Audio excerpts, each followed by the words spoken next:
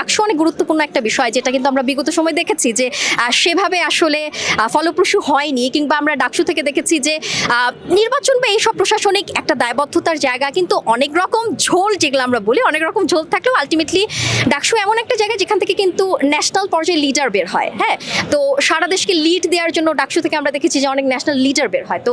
এখন যখন বর্তমান ডাকসুর কথা বলা হয়, তো এই এক্সপেকটেশনের জায়গা থেকে যদি বলি যে এবারও আমি যদি একজন সাধারণ শিক্ষার্থী হিসেবে বলি, তাহলে আমার খুব একটা বড় এক্সপেকটেশন যে এবারে ডাকসু থেকে যারা বের হবে তারা খুবই নিরপেক্ষ হবে, এবং একই সাথে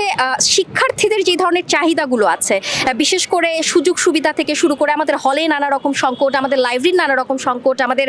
ডিপার্টমেন্ট থেকে শুরু করে ইউনিভার্সিটির নানা রকম সংকট কিন্তু আমরা দেখি, নিরাপত্তা ইস্যু থেকে শুরু করে অনেক রকম। তো সেই জায়গাগুলো থেকে ডাকসুর যে নেতৃত্বরা বের হবে ক্যাম্পাসের সাথে সাথে, তারাই কিন্তু একদিন ভবিষ্যতে